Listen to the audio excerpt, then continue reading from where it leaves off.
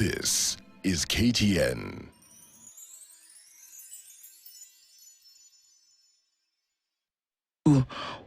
West of Nairobi. Oh, yes. Oh, the little bird was right, eh? The bird was right, and it's because there's something called domicility of personality. That's okay. Domicility of personality.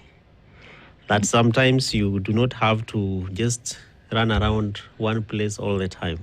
So once in a while, over weekends, I run away and go to the village, which is what you're calling the western side of Kenya. Oh, yes, exactly. Yes. All right. But it's not a bad thing. I think it's actually good. And that's, I think, how you maintain, it's in even trying to get away from the hustle and bustle of the city, I think that's how you maintain roots. And also, if you have elderly parents, you now want to spend time with them and to just check on them. How are you doing, mommy? How are you doing, daddy? You still call your mom mommy?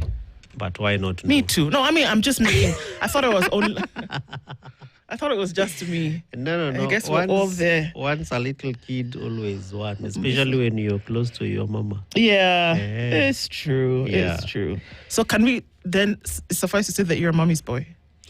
It's not a Almost, bad thing. Maybe yes. Maybe maybe yes. Maybe yes. So yes. So yes. Okay. Yeah. The little engine that could is here to give us all our sustenance and energy this morning. She has come with all of it, and she's even wearing the red engine today. Good Yeah. morning, Evie. It's a red day like my tie. Oh yeah, you guys have decided. Well, now that we've established that everybody's doing okay, Karibu Sana. You guys, if you have an opportunity, not that I'm chasing you away, but you need to click into Radio Maisha and look at the color of the blazer that one Okumu is wearing. He's lighting up the world, I'm telling you. He started off with green yesterday. He's gone yellow today. God knows what Wednesday has in store. I'm telling you, the things that we see here in the mornings are fantastic. But I mean, it looks splendid. Got a nice combination of yellow and black. Wow. So that's how it goes. Even the Tunaza Wiki. Very good morning to you, Karibu Sana. Thank you for being here with us this morning. Let me let you into some of the conversations that we will be having this Tuesday. So in the Situation Room, of course, trying to get around a number of things that are important for us to talk about. All right. So, Kevin is here. We'll talk with Dr. Peter Mbai. He's the Secretary in Planning and Economic Affairs with the DCP. Luxury over development, use and misuse of funds in counties. The headline on the Standard today and in some of the other papers will tell you something about that. The Auditor General has been speaking for some time. The Controller of Budget also has had a few things to say about a 3.2 trillion shilling payment that's due. I mean, we're going to go into some of that. Quite something. We're going to be looking into it. And while that is happening, we've also been told that counties have been splurging on things that would be unnecessary, non-necessities in the face of development. Now, we're not saying non-necessities ever. We're saying non-necessities in the face of development. So let's have a conversation about this.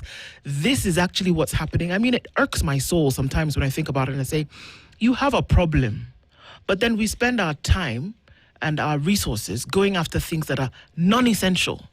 Yeah. And then we wonder, why are we in this economic problem?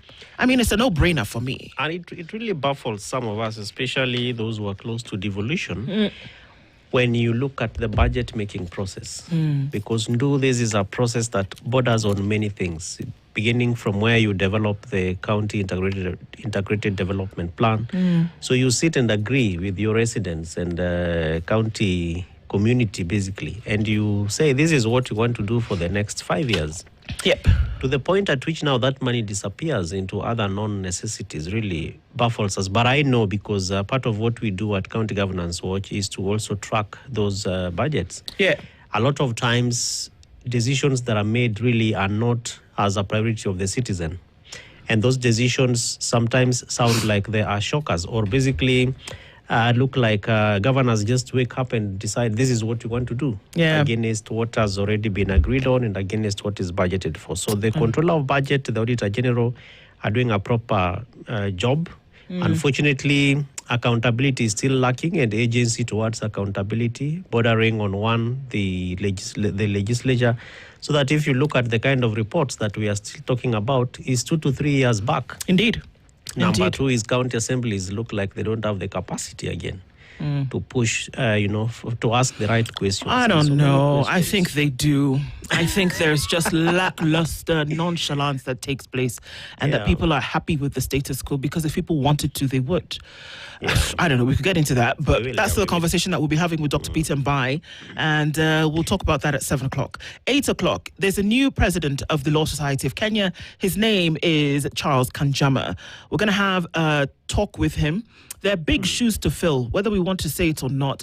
But Faith Odhiambo had some big shoes that she was not just keeping in her office. She was wearing them. She was walking the path with them. There's some shoes to fill. Charles Kanjama has been elected the new president. He's sworn into office. Let's see what the LSK will look like now going forward. He'll join us at 8 o'clock. And then in the last 3 weeks, we've heard 4 cases. We've heard 4 cases of I'm looking for the word that will still put me before my Father in heaven in good stead. Mistreated children, beating them in a manner that borderline torture and abuse, rather, is the word I'm looking for. And this is what has been reported. This is what we've heard and seen in the open.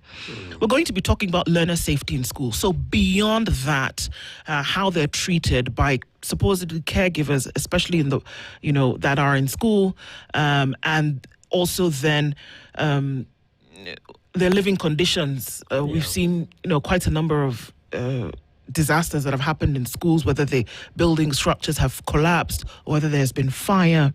And then when we talk about the mistreatment of students by caregivers, teachers, carers, whatever the case may be, it's time for us to look at it again.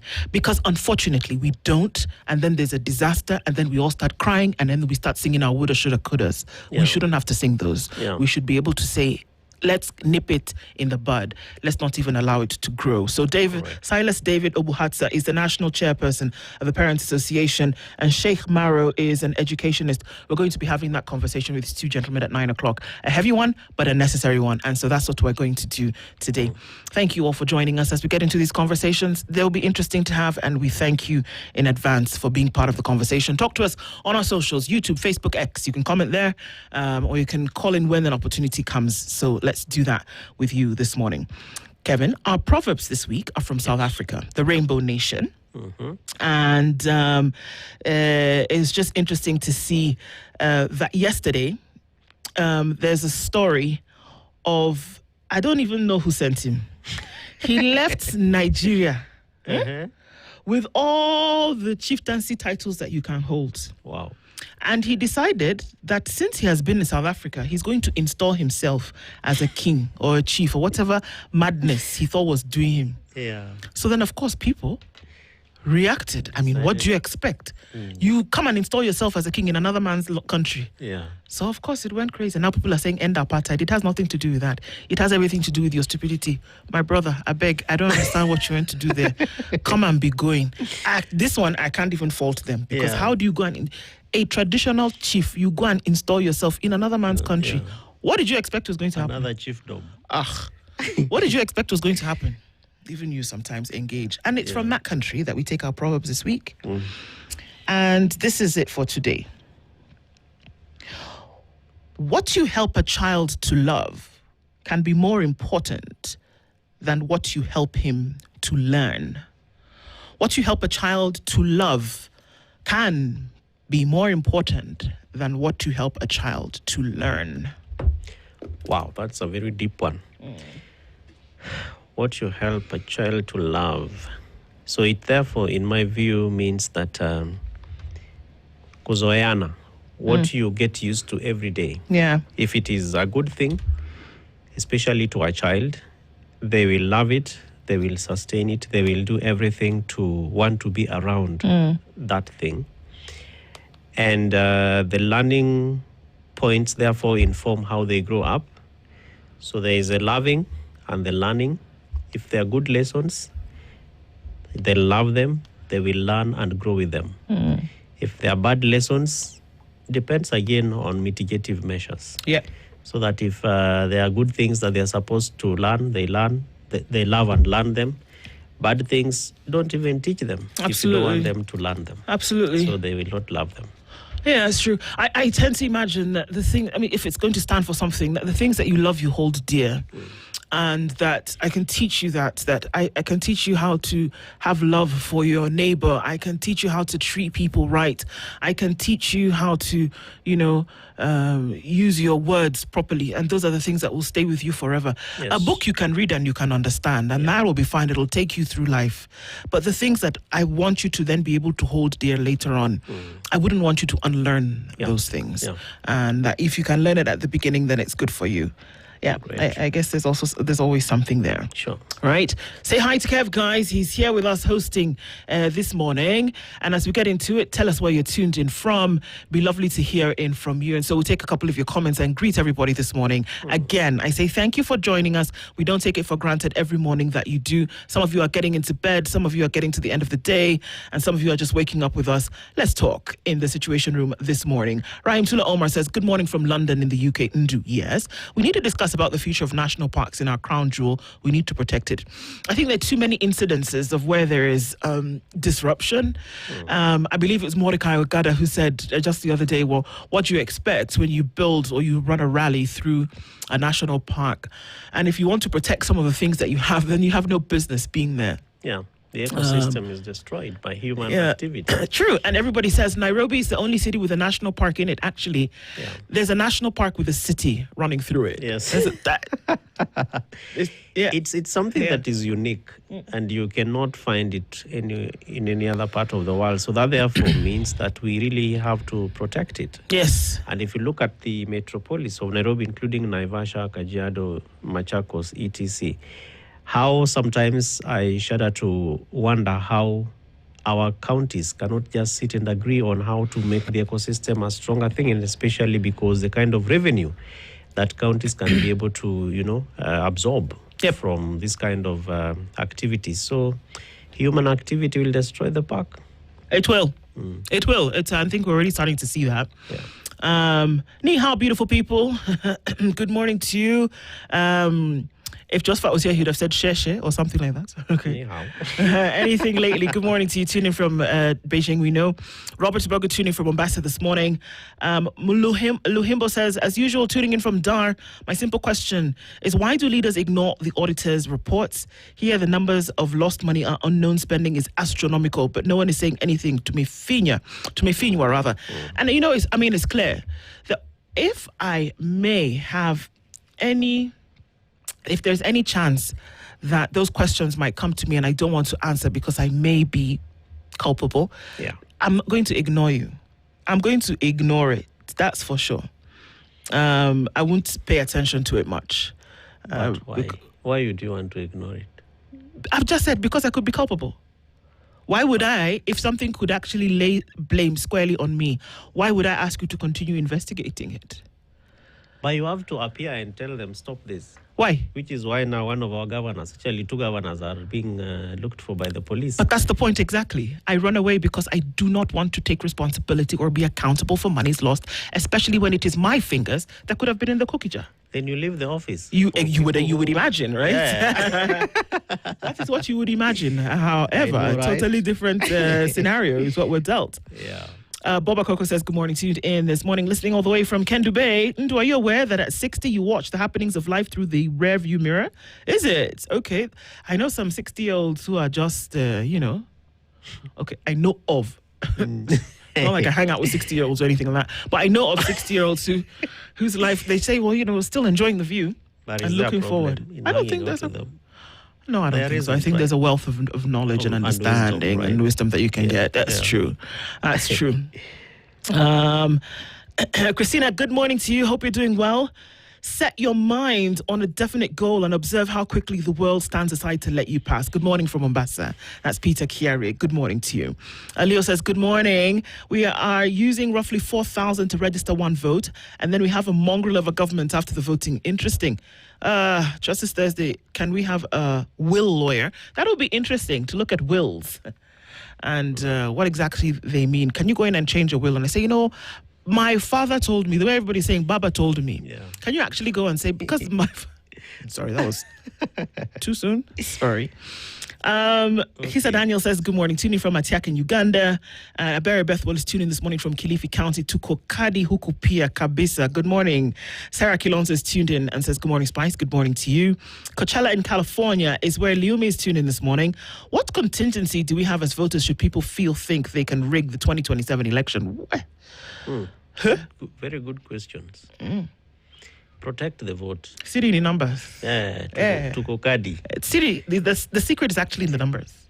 If you come out overwhelmingly and it is clear that you voted in a particular direction, even if people want to lie to you about who they did or did not vote for, if the numbers are overwhelming, it'll be very, very difficult. Because remember, what did they say? It is not in the barn that they steal the maize. It is while it is still in the farm. In the kitchen. In the kitchen. So the people are looking a little bit here, a little bit here, a little bit here. Yeah. But if there's a lot, the numbers, guys, it doesn't matter where you are. It doesn't matter which term you are. That's true. That's numbers. But if you look at the difference between the declared president and the first runner, normally is a very slim margin. So the numbers really will be the turning point. The secret is in the numbers, guys. And once we click into that, then it will be clear. And I hope they have already registered as voters. Register as voters, guys. It's the panacea to this thing. Yeah. Register and then vote. Yes. Tuning from Toronto is Wanda this morning. Good morning. Have you ever thought of running for public office? Who? I really believe you'd be a wise leader and impractical leader. Hey, wait. Wanda, ask EVE for my email address. Let's talk. Mtuflani says, good morning. Salala. Bila shaka bado wana Sakaja aliyekimbia siaka huu mula wa Pasaka. Sabalheri wana spices. I don't know. What was that? So that is basically, first, Sabalheri is a good morning. That one I know. Very deep Swahili. And two, Wanasaka Sakaja. There's more or less like a rhyme scheme. Saka Sakaja. So Kusaka is a Sheng terminology, but also close to Swahili to say you're searching for. Right. So he's being looked for. So, I see. Wanasaka Sakaja. I like it. Me too. Saka Sakaja. Saka Sakaja. Evie, can you say that 5 times really quickly? Fire Red is tuned this morning. Good morning, Team Spice. Another day, another bouquet. Receive your flowers. Thank you, Fire Red. Good morning to you, Kabisa. Thank you for being here. Jennifer Tenny says, good morning, tech team, everybody, Spice family. Dennis, wherever he is, don't worry. Good morning, Mr. Osido. Good morning. Wanda's greeting you all the way from Toronto. Oh, Eric thank you.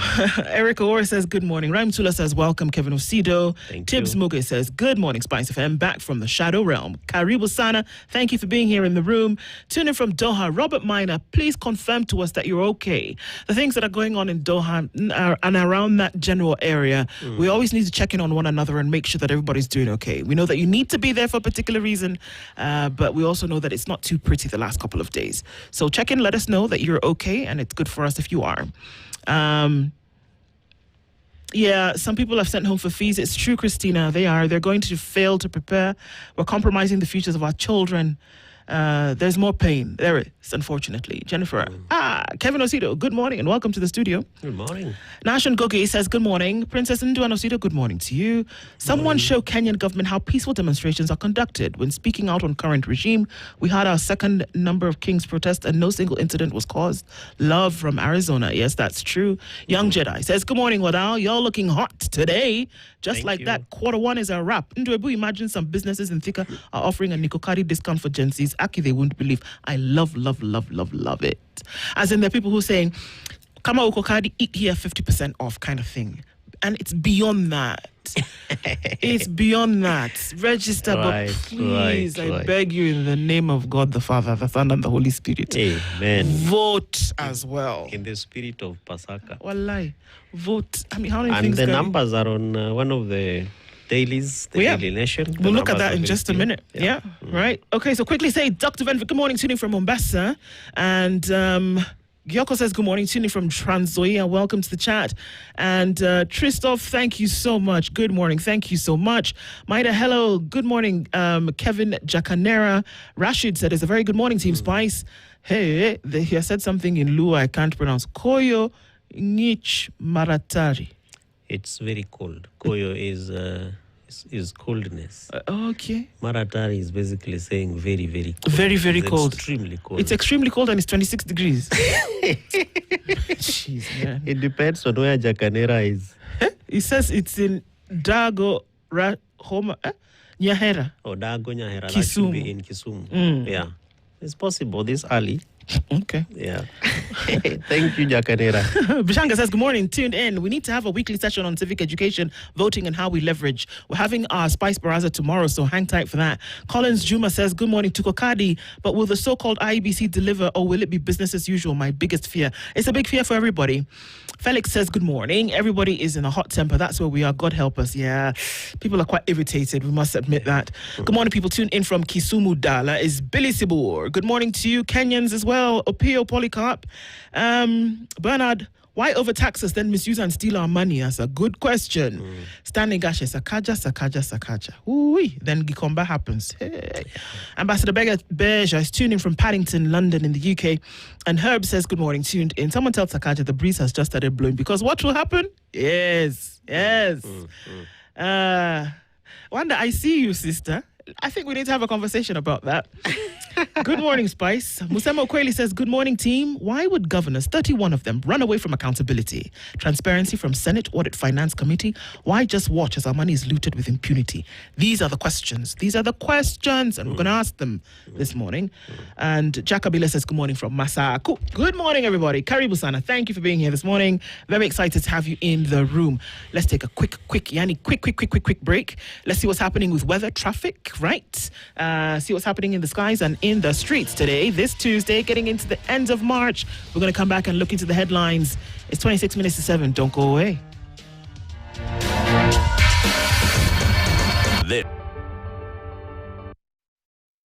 Is those three dots, in case you didn't know, those of you who studied this grammar thing, those three dots that essentially could move into something else. So you can run, but ... Governor Sakaja has gone into hiding after ignoring multiple Senate summons over Nairobi County finances. Police staked out City Hall yesterday to enforce his arrest, while 25 other governors have also flouted calls to account. With billions in unverified spending and fines brushed aside, senators are adopting audit reports without input from the defiant county chiefs. Will Sakaja's looming arrest force the other recalcitrant governors to toe the line? According to Issa Mohammed Issa, who is the Nairobi County Police boss, the Senate has powers to direct Sakaja be brought before it. Accordingly, the senators summoned the governor of Nairobi, but he did not honor the summons. They issued a warrant of arrest through the IG, and we're here to pick him and present him before the Senate. But they could not find him. I wonder, where did he go? You guys, I'm telling you, there's never a dull moment. So, of course, you have to start asking questions, even before we look at that story, which is now explained on page 2. Sakaja goes into hiding as governor's audit boycott triggers arrest orders. I agree. What rubbish? Arrest them because, first of all, you have questions to answer about what you did with public funds, especially in jurisdictions where these funds are needed for certain county functions. Now, if there is an explanation as to what you did with that money and how you spent it, then by all means present yourself before the committees, because that's what it is. They are public accounts committees. You tell people this money that Kenyans gave you, they gave you. This money that Kenyans gave you, with what have you done it? Let's mix the English up a little bit. And one thing that baffles me and really leaves me wondering is showing up there and do. It doesn't mean that it doesn't mean everything is wrong. No. Yeah, just go, explain yourself. And especially because you have a team that you're working with. And even before you are summoned to the Senate, there's a letter that appears to you. Exactly. More than 14 days. So you have time to prepare. You have time to call your chief officers, directors, and sit and ask. My this brother, is the question. This audit, it is not a yesterday thing. This is what a lot of us don't understand. These audits take place over time, right? Yeah. And before an audit report is presented, they give you an opportunity and they say, oh yeah, there's a gap here, there's a gap here, there's a gap here.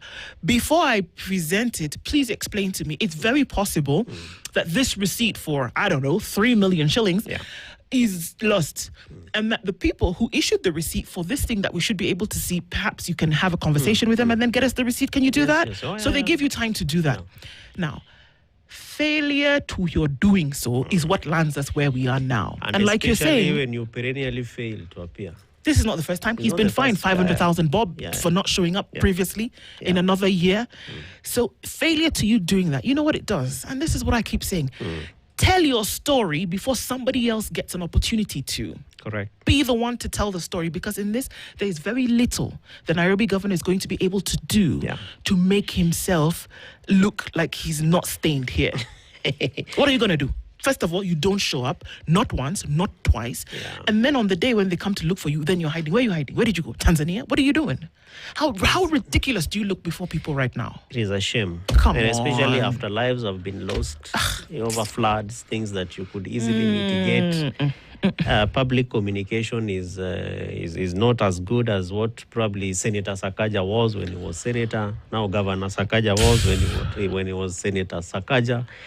And having been a senator, really, for a county that you probably understand very well, why should police be looking for you? Vintage has a point. We don't know if he's in hiding. But what is very clear, we don't know if he's in hiding. We don't know if he's in hospital. We don't know. Maybe he took his child to school. We don't know. But what we do know is that he's not where he's supposed to be. Yeah. Okay? Yeah. So we can't say what we don't know. We can't give information. But what we do know is that he's not where he's supposed to be, and not once, twice, or thrice. And that as a result of that, again, Senate has activated the right that they have to bring him there, and he's not done so. So you're right. We can't hypothesize over if he's hiding or whatnot. He may be sick. He may be anything. But guess what? He's got a phone. He's got people that you can say, you guys, I'm incapacitated at the moment. Allow me to come. He could have done any of those things. And in the absence of such an explanation, you know what? Nature abhors a vacuum. You don't give us the adequate information. What are we going to do? We're going to fill it with speculation. We will do that. The police know where he is. If they were able to track former CS and say, we know he was there, but he's inside here. So even on this one, they know where he is. If he give Ken a cup of hot water on me, because he has Kevin, give Kev a cup of hot water on me, because if you can find somebody whose phone was off and you could tell us that he was in his house, they can tell us where the governor from Nairobi is. They know where he is. Yeah. But I think more, and there's the theatrics, Kev, and all of this, but I think here, what are we dealing with? If we look at the fiber of all of this, the truth of the matter is that we cannot progress as nations without accountability. It is not just the governor of Nairobi, it's the 25 other governors who don't want to tell us what they've done with the money that you have given to them. The other day, Machako's embarrassing itself here, where people are standing outside the county offices saying, pay me the money that you owe me, for crying out loud. Governors don't want to come and account because of, you see, you used the money. Tell us what you did with it. Or no, it is just disrespectful to the people who voted for you and the people who call you Your Excellency Governor. It is. And it especially is. for Governor Sakaja. He's a friend of In mine. all and of so this, we did not expect that this would be it. We expected something much more, easy to pass through, follow through. Something that is being run by a leader. Because he showed that he was a leader when he was a senator. Well, he did. We have to give it to him. He did. He showed that he has huge potential for leadership while he was senator.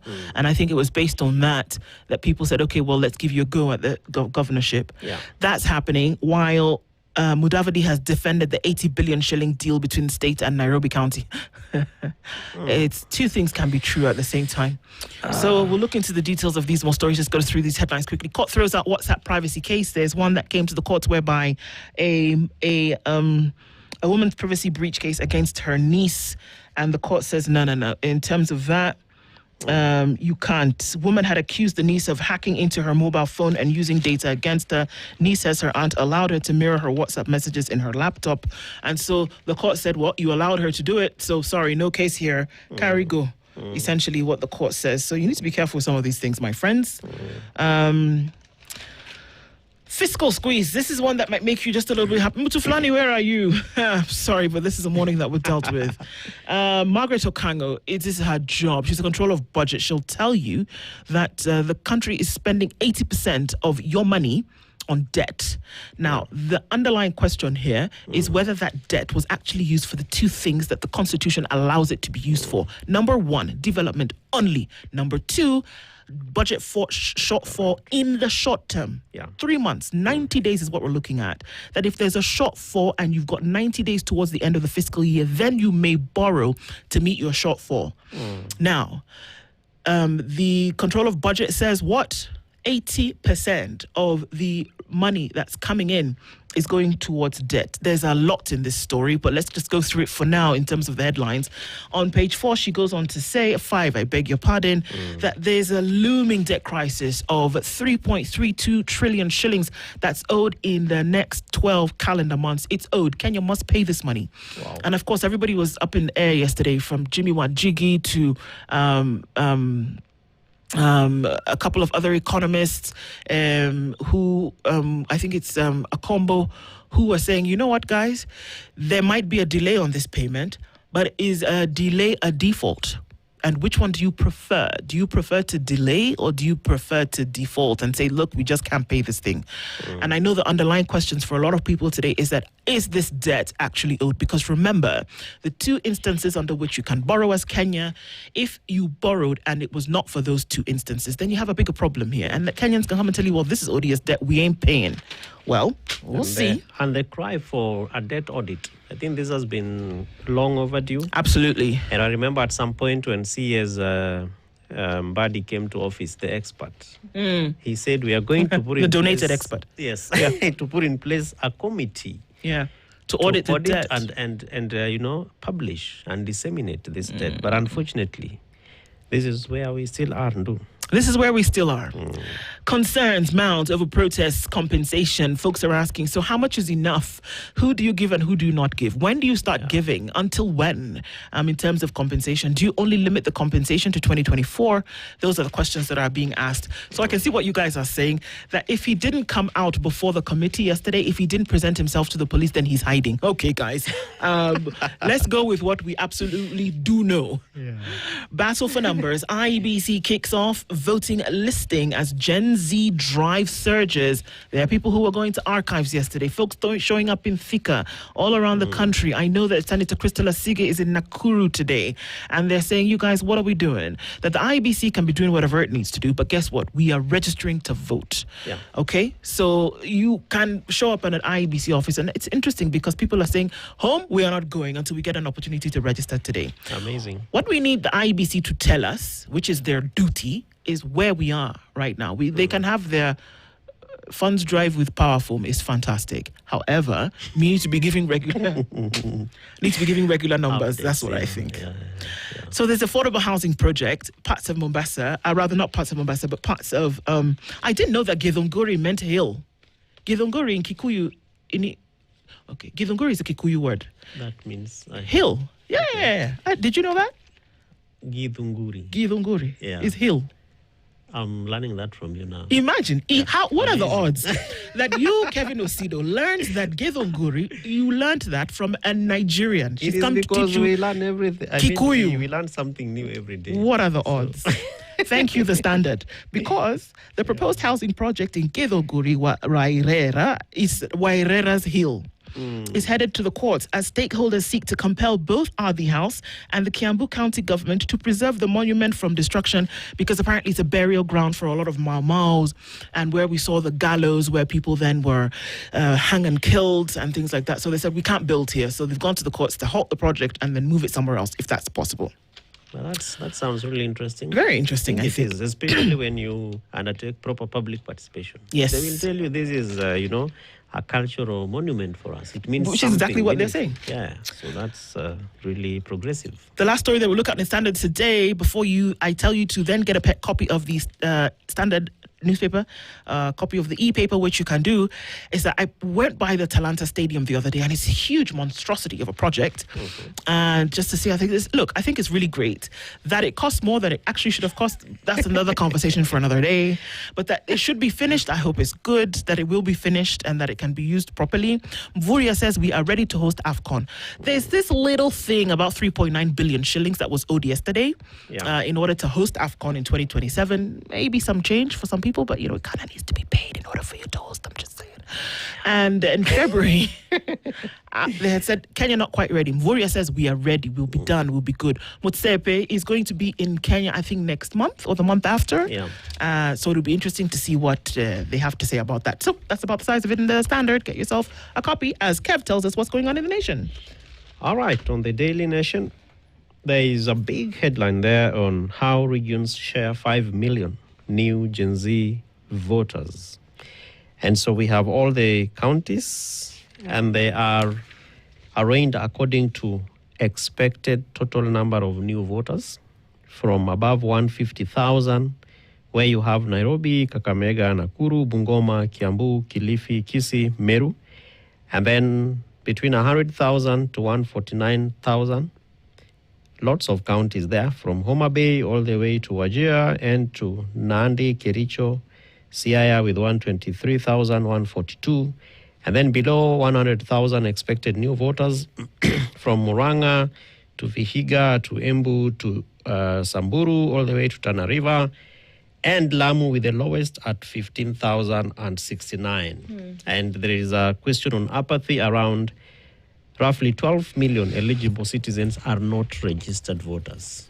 Roughly 12 million eligible citizens are not registered voters. Wow, 12 million. So there is a tyranny of numbers, follow-up story on pages 4 and 5. And that's what Belio Kipsang said, yeah? Oh, yeah. Okay, all right, okay. So as the Electoral Commission steps up voter registration, analysis of official population data shows at least 5 million Gen Zs eligible to register across counties. If the IEBC meets its target, the 2027 register will rise to 28 million voters, up from 22.1 million in 2022. Reason why you really have to, if you have not registered to vote, get up there. If you need any clarifications on your particulars, please go and verify them. If you need to change your station, those are some of the things that IEBC is doing during this process of enhanced civic and voter registration. On page 2 of the Daily Nation, education. Parents forced to spend more in private schools as public special needs schools struggle. So left behind. The struggle of learners with special needs, part of what we'll be talking about today. And so there is a big story on the Daily Nation on page 2 around how learners are struggling with special needs and the feeling that they are left out. Follow-up story on page 3. Broke schools send learners home early. Yeah.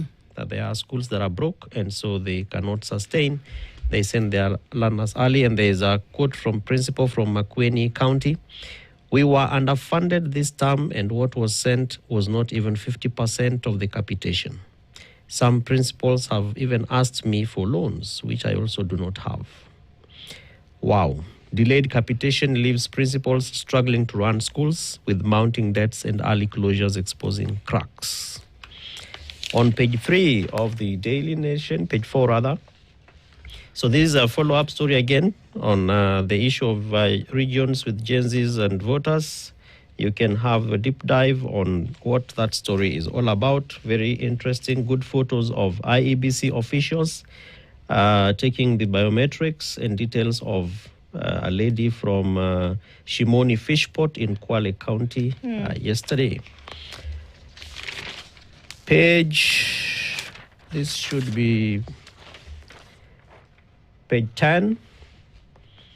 Ruto's allies in Mount Kenya face backlash ahead of 2027 polls. And somebody was asking, where is Kithure Kindiki? So there is a question there on how the allies are facing a backlash in their campaigns. Gachagua hints at Kalonzo being united opposition flag bearer. And so he was addressing a rally in Wote, Makueni County. There is a photo there yesterday.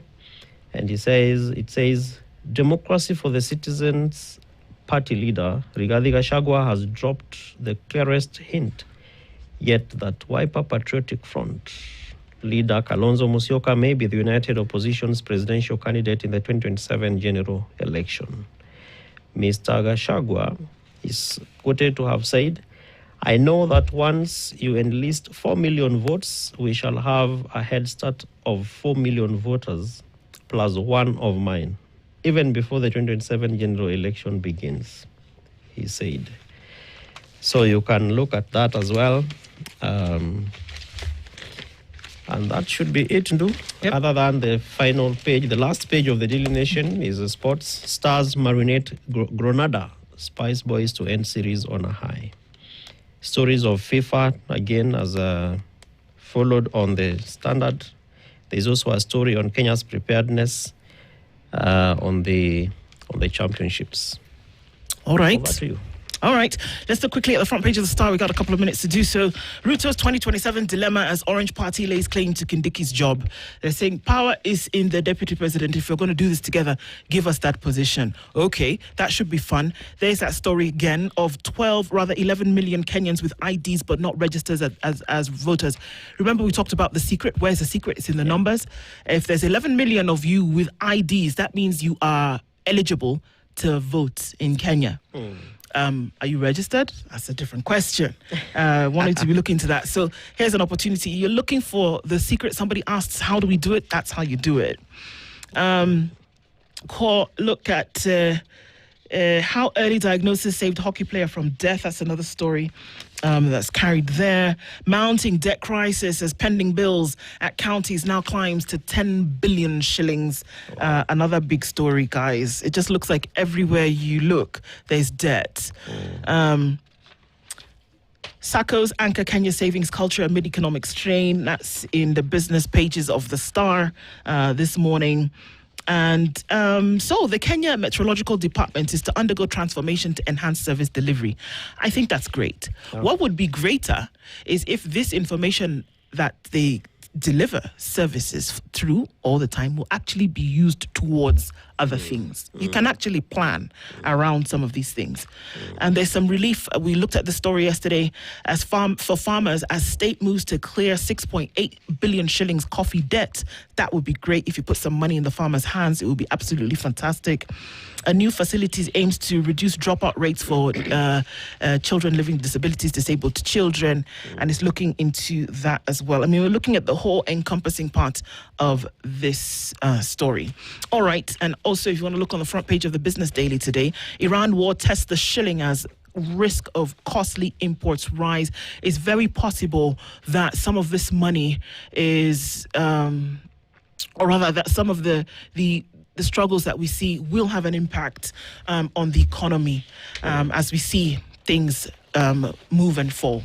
The Strait of Hormuz, we don't know if that's going to be open soon, or rather it's going to be opened back to business as usual, but it's one to watch. The world is changing minute by minute, and even as that happens, certain things need to happen concurrently. Where are we in that space? What are you doing in the positions in which you are? We're able to look through these stories into the discussions that we have, and thank you for being here as we do. That's what the papers look like today. Still news making headlines. We'll talk into some of these discussions as we move on. Good morning at 7 a.m. Sugar and spice.